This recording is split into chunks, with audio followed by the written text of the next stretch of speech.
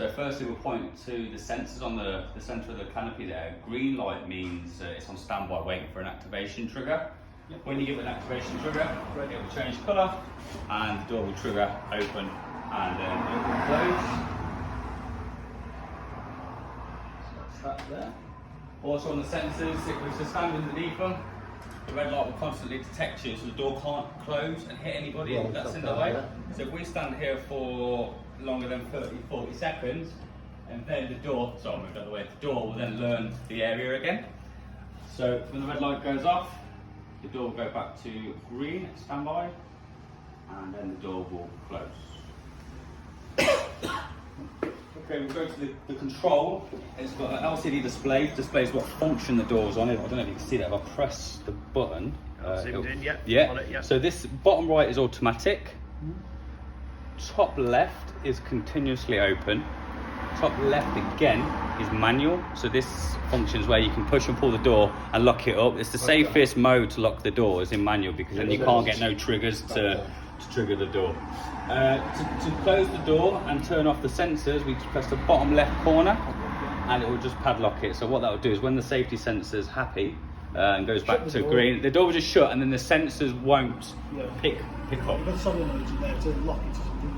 There's no electric locking on this one, but on the internal one there is. Okay. So that would lock without the key or not? No, you still have to use the key. It would close and then you still have to use the key. The internal door has an electric lock, the external door has no electric lock. So that's got access control and this one hasn't.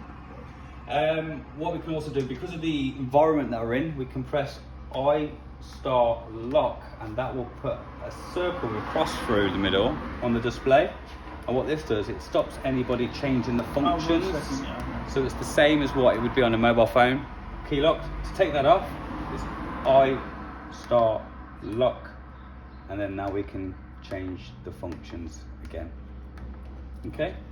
There's one more feature on this door which is one way. So this is out and then not back in. So we'll just turn off the external sensor so it won't trigger the door.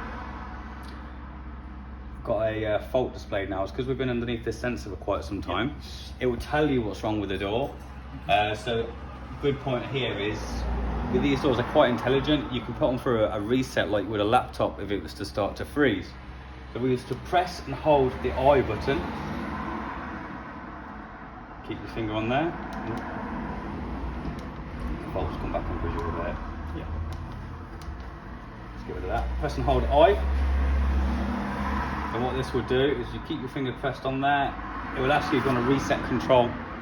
So what that will do, it will wipe off any faults, any issues that have been with the door, and it will sort of self-fix itself.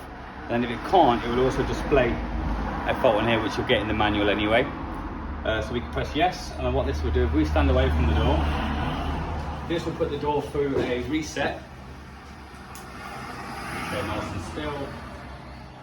Green lights on, so what the door will do now, it will close nice and slowly. It will just find its parameters again, and once it's done this, it will go back to full automatic mode.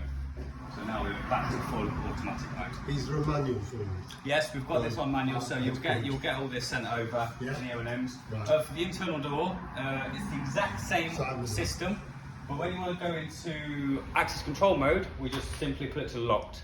This door will close, electrically lock, and then it'll be down to card readers and internal push button to get out. And that's it. Yeah, I opened it this morning and just did the